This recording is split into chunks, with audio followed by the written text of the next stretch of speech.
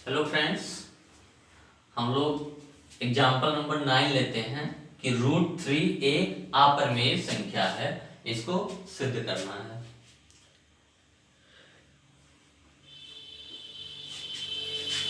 √3 एक अपरिमेय संख्या है।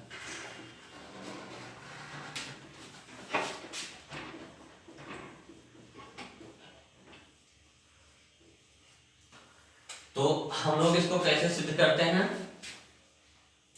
प्रूफ बाय कंट्राडिक्शन, विरोधोक्ति द्वारा उपपत्ति।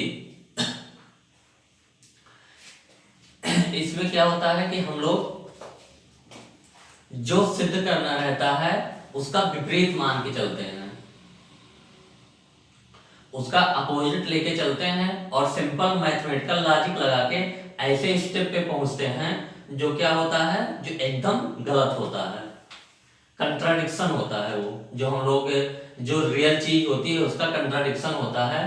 तो हम लोग क्या कहते हैं कि ये नहीं हो सकता कंट्राडिक्शन मिलने के बाद, अतः हम लोग जहां से चले हैं वो मानना ही गलत होता है। तो एक बार फिर देखते हैं हम लोग। √3 एक अपरिमेय संख्या है, तो इसका प्रूफ हम लोग करेंगे।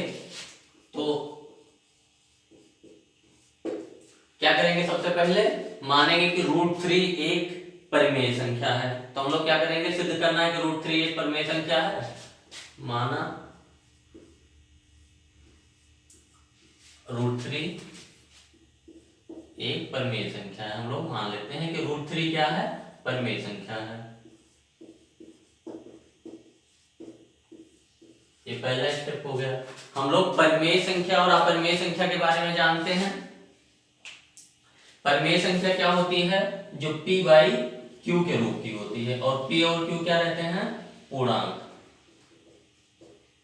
और q 0 नहीं हो सकता। पूर्णांक का मतलब आप समझते हैं 1 2 3 4 ऐसे ऐसे आगे बढ़ते चले जाए। 0 -1 -2 -3, ये क्या होते हैं? पूर्णांक। तो अगर √3 एक परिमेय संख्या है तो ये p/q के रूप में तो लिखा ही जा सकता होगा, क्योंकि परिमेय संख्या हमको पता है कि परिमेय संख्या क्या होती है? p/q के रूप की होती है। तो √3 को हम लोग अगले स्टेप में क्या लिख सकते हैं? √3 बराबर क्या लिख दिया? मान लिया a/b। a/b क्या है? पूर्णांक है। b ≠ 0। तो a/b के रूप का होगा, वही p/q का लिखा है। और क्या करते हैं? a/b को इस रूप में लिखे हैं कि a/b में जो ओवेनिस्ट गुणनखंड था उसको कैंसिल कर दिए हैं। मतलब कि a और b अब किसी और से विभाजित नहीं होगा। इसका मतलब समझिए हम लोग किस टाइप का लिख दिए हैं कि अगर a/b अगर ये 10/15 होगा तो 5 से कट रहा है, 5 दूनी 10, 5 के 15। तो इसको कैसे लिख सकते हैं? 2/3। आप 10/15 लिखो या 2/3, दोनों सेम होगा। लेकिन 2/3 ये क्या है कि अंश और हर में अब कोई कैंसिल नहीं होगा, उभयनिष्ठ गुणनखंड एक के अलावा नहीं है। तो हम a/b को ये मानते हैं कि इस रूप का है। अगर नहीं होगा तो हम कर लेंगे और इस रूप का a/b मिलेगा। तो a/b पूर्णांक है। a तथा b में एक के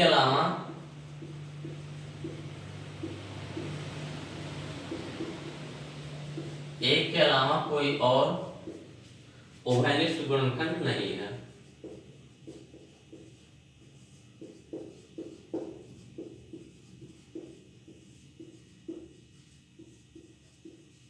मतलब कि a और b क्या है? सह-अभाज्य है।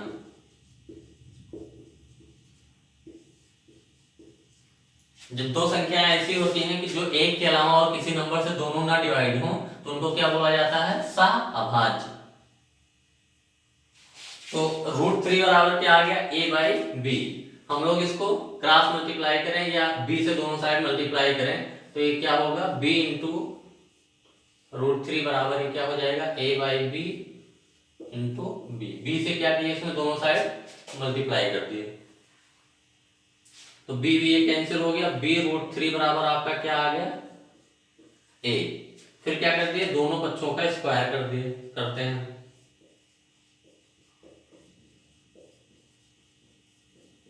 दोनों पक्षों का वर्ग करने पर b√3 का होल स्क्वायर बराबर ये क्या हो जाएगा, a का होल स्क्वायर।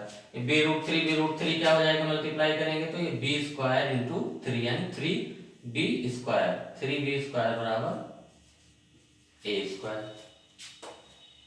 यदि a भी पूर्णांक है तो a स्क्वायर और b स्क्वायर भी पूर्णांक होगा। अब देखिए जो a स्क्वायर है वो क्या है, 3 इंटू b स्क्वायर है, यानी ये पूर्णांक गुणे 3। a स्क्वायर जो होगा वो हमेशा क्या है, 3 गुणे कोई पूर्णांक। तो a स्क्वायर हमेशा 3 का गुणज है, इसका मतलब अगर 3 से आप डिवाइड करेंगे a स्क्वायर को तो पूरा पूरा कट जाएगा और कटने के बाद b स्क्वायर बच जाएगा। यानी a स्क्वायर को आप गारंटी कह सकते हैं कि 3 से विभाजित होगा, क्योंकि 3 गुणे कोई संख्या लिखी है हमेशा a स्क्वायर, तो 3 गुणे कोई संख्या तो 3 से डिवाइड करोगे तो यही 3 कट जाएगा और b स्क्वायर बच जाएगा। तो हम ये कह सकते हैं कि a स्क्वायर 3 से विभाजित हो रहा है। a स्क्वायर बराबर 3 इंटू b स्क्वायर से यहां से हमको क्या पता चला कि a स्क्वायर 3 से भाज्य है। और हमको प्रमेय 1.3 हम लोगों ने पढ़ा था, उसमें क्या है कि अगर कोई अभाज्य संख्या a स्क्वायर को विभाजित करती है तो वो a को भी विभाजित करेगी।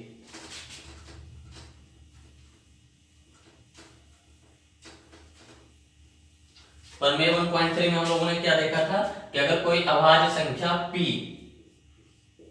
a स्क्वायर को विभाजित करती है तो p क्या होगा, a को भी विभाजित करेगी। यानी अगर a स्क्वायर 3 से भाज्य है तो इसे हम लोगों ने क्या निकाला कंक्लूजन कि a 3 से भी भाज्य होगा।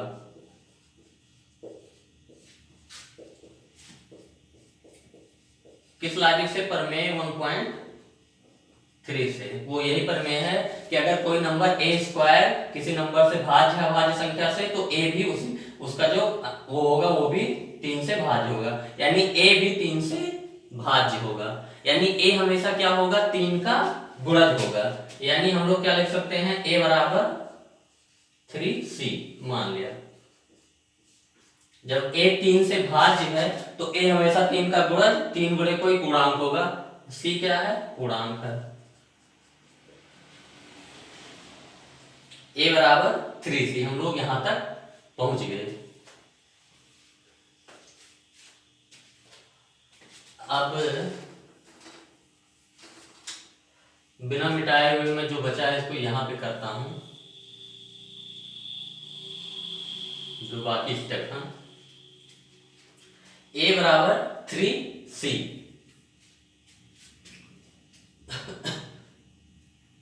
हम लोग यहाँ 3b स्क्वायर बराबर a स्क्वायर हम लोगों को मिला है, यहाँ a बराबर क्या रख दिया, 3c रखने पर a बराबर 3c रखेंगे तो ये 3b स्क्वायर बराबर क्या हो जाएगा, 3c का होल स्क्वायर, यानी 3b स्क्वायर बराबर 9c स्क्वायर। 3 से दोनों साइड डिवाइड कर दे तो इधर b स्क्वायर हो गया और इधर 3 से लिखा 3c स्क्वायर।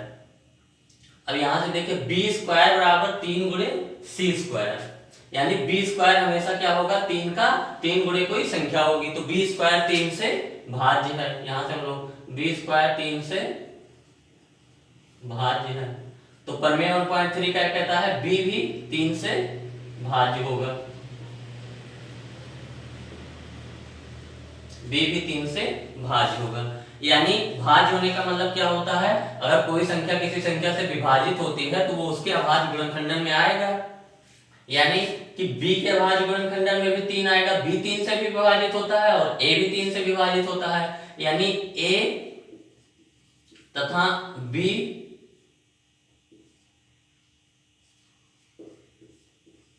का उभयनिष्ठ गुणनखंड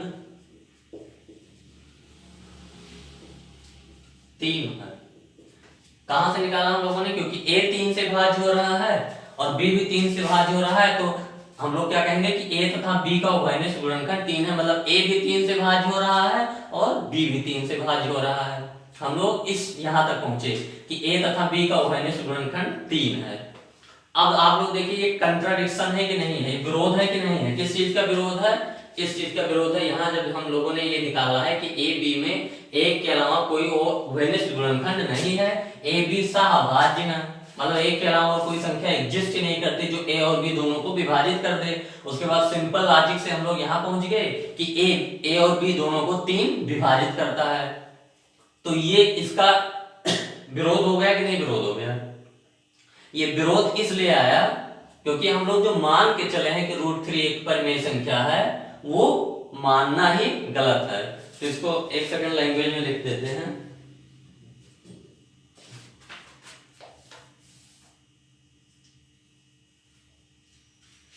इसके बाद लिखेंगे ए तथा बी का उभयनिष्ठ गुणनखंड 3 है,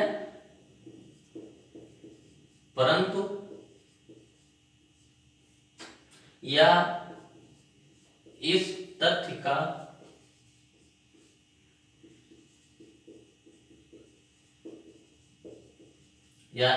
का विरोध करता है कि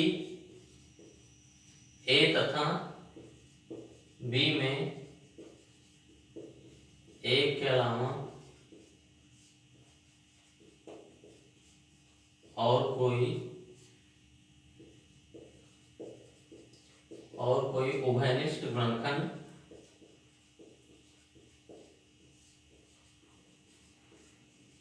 नहीं है। ए और बी में एक के अलावा और कोई उभयनिष्ठ गुणनखंड नहीं, इस तथ्य का विरोध करता है।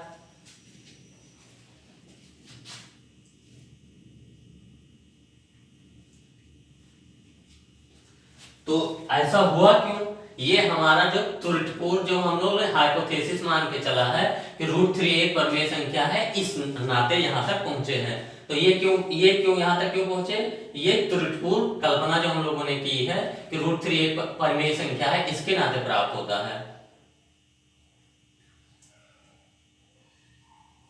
ये लिख लीजिए एक लाइन है, या हमारी त्रुटिपूर्ण कल्पना की √3 परिमेय संख्या है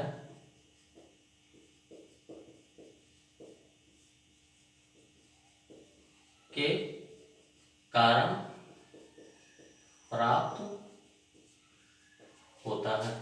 ए तथा बी का उभयनिष्ठ गुणनखंड 3 है, परंतु यह इस तथ्य का विरोध करता है कि ए तथा बी में एक के अलावा और कोई उभयनिष्ठ गुणनखंड नहीं है। यह हमारी त्रुटिपूर्ण कल्पना की √3 परिमेय संख्या है के कारण प्राप्त होता है। अतः अगले स्टेप में क्या कहेंगे? त्रुटिपूर्ण कल्पना अगर ये है कि √3 एक परिमेय संख्या है, तो √3 क्या होगा? एक अपरिमेय संख्या होगा।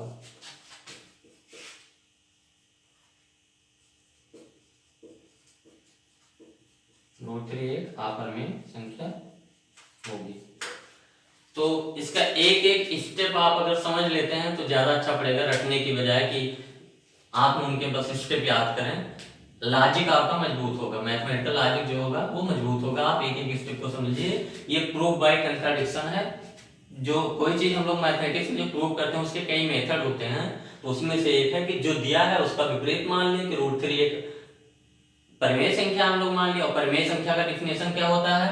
वो a/b या p/q के रूप की होती है, p और q पूर्णांक। तो हम लोग क्या करते हैं, √3 क्या होगा? a/b के रूप का होगा। a b पूर्णांक है, b 0 नहीं हो सकता। और a और b इस हिसाब से है कि जो कॉमन इनके गुणनखंड हैं हम लोगों ने कैंसिल कर दिए हैं कि अब a और b किसी और संख्या से विभाजित नहीं होंगे एक के अलावा। यानी a और b क्या है? सहअभाज्य हैं। जब कोई दो संख्याएं आपको दी हों और दोनों एक के अलावा किसी और संख्या से विभाजित ना हो, तो उनको क्या बोला जाता है? सहअभाज्य। जैसे एग्जांपल आप देखिए, ये 10 और 3, मान 10 और 3, 10 तो भाज्य है, 3 अभाज्य है, लेकिन 10 और 3 को साथ रखेंगे तो ये किसी से नहीं कटेगा एक के अलावा। तो 10 और 3 का जो युग्म होगा उसको क्या बोलेंगे? सहअभाज्य। तो a और b सहअभाज्य हो गए। फिर हम लोग क्या किए? b से दोनों साइड मल्टीप्लाई कर दिए। b√3 बराबर a/b इंटू b। फिर b√3 बराबर a, दोनों साइड स्क्वायर कर दिए, तो b√3 का होल स्क्वायर बराबर a स्क्वायर। तो ये क्या होगा? b√3 मतलब b√3 इंटू b√3। तो b और b क्या होगा? b स्क्वायर, √3 इंटू √3 3 हो गया, 3b स्क्वायर बराबर a स्क्वायर। यहाँ हम लोग पहुंचे। अब यहाँ से क्या लॉजिक निकालते हैं हम लोग कि जो a स्क्वायर है हमेशा 3 इंटू बी स्क्वायर है, यानी ए स्क्वायर हमेशा 3 का गुणज है। तो कोई संख्या अगर किसी संख्या 3 का गुणज है मान लो, तो 3 से विभाजित होगी कि नहीं। मान लो ए स्क्वायर को, ए स्क्वायर ये है और ए स्क्वायर ये भी है। ए स्क्वायर को हम लोग कैसे देखते हैं, इसको देखते हैं, यही ए स्क्वायर है। इसका मतलब क्या होगा, ए स्क्वायर बराबर 3b स्क्वायर। तो जब हम ए स्क्वायर को देखते हैं तो 3b स्क्वायर को देखते हैं, और 3b स्क्वायर यहाँ b की कोई भी पूर्णांक वैल्यू रखोगे तो ये 3 से हमेशा डिवाइड होगा, क्योंकि 3 ऑलरेडी पहले से गुणा में पड़ा हुआ है। तो यहाँ से क्या कंक्लूजन निकाला कि ए स्क्वायर 3 से भाज्य है। और हमको प्रमेय पढ़ा है कि अगर कोई अभाज्य संख्या ए स्क्वायर को विभाजित करती है तो वो ए को भी विभाजित करेगी, यानी ए स्क्वायर 3 से भाज्य है तो ए 3 से विभाज्य होगा। तो a 3 से भाज्य होगा मतलब a 3 का गुणज है, यानी a बराबर 3c टाइप का होगा कि 3 का गुणज, 3 गुणे कोई संख्या हमेशा होगा कि नहीं होगा। तो a बराबर 3 इंटू सी, हम लोग मान लीजिए c पूर्णांक है। अब क्या किए, a बराबर 3c हम लोग इसमें रख दिए, 3b स्क्वायर बराबर a स्क्वायर में a बराबर 3c रख दिए, तो 3b स्क्वायर बराबर 3c का होल स्क्वायर, 3b स्क्वायर बराबर 9c स्क्वायर, b स्क्वायर बराबर 3c स्क्वायर। अब इसको ध्यान से देखते हैं, b स्क्वायर हमेशा क्या होगा, 3 गुणे c स्क्वायर, यानी जब b स्क्वायर के बारे में बात करा जाए तो हम इसको देखते हैं। 3c स्क्वायर को देखिए आप, इसमें हमेशा 3 गुणा में मौजूद है, इसको 3 से जैसे डिवाइड करेंगे ये 3 खत्म होकर हमेशा डिवाइड हो जाएगा। तो मतलब कि b स्क्वायर क्या होगा, 3 से भाज्य है, तो b भी 3 से भाज्य होगा। प्रमेय हम लोगों का 1.3 कहता है b 3 से भाज्य होगा। अब यहाँ हम लोगों ने क्या निकाला था कि a 3 से भाज्य है, यहाँ क्या निकाल लिया कि b 3 से भाज्य है, यानी a भी 3 से भाज्य है, b भी 3 से भाज्य है। मतलब कि a और b का उभयनिष्ठ गुणनखंड 3 है, यानी a भी 3 से विभाजित हो रहा है, b भी, तो a और b का उभयनिष्ठ गुणनखंड 3 है। और हम लोग यहाँ से क्या निकाल, यहाँ क्या लेके चले हैं कि a और b में एक के अलावा और कोई उभयनिष्ठ गुणनखंड नहीं है, और यहाँ से क्या निकल रहा है, ये तो एकदम अपोजिट चीज निकल रही है। ऐसा क्यों हुआ, ऐसा इसलिए हुआ क्योंकि हम लोग जो मान के चले हैं वही गलत है। अगर वो सही है तो फिर ये होना चाहिए, तो इसका मतलब कि ये हो नहीं सकता, तो जो मान के चले हैं वो गलत है। यानी √3 एक परिमेय संख्या है, ये मान के चले हैं, तो परिमेय संख्या नहीं है तो परिमेय नहीं होगा, तो परिमेय का क्या होगा, संख्या तो परिमेय होगी या अपरिमेय, तो √3 एक अपरिमेय संख्या है। तो एक बार एक एक स्टेप को समझ लीजिए, इसको रटने की जरूरत आपको नहीं पड़ेगी, एकदम दिमाग में बन जाएगा। तो इसके बाद अगला क्वेश्चन लेंगे। Thanks for watching.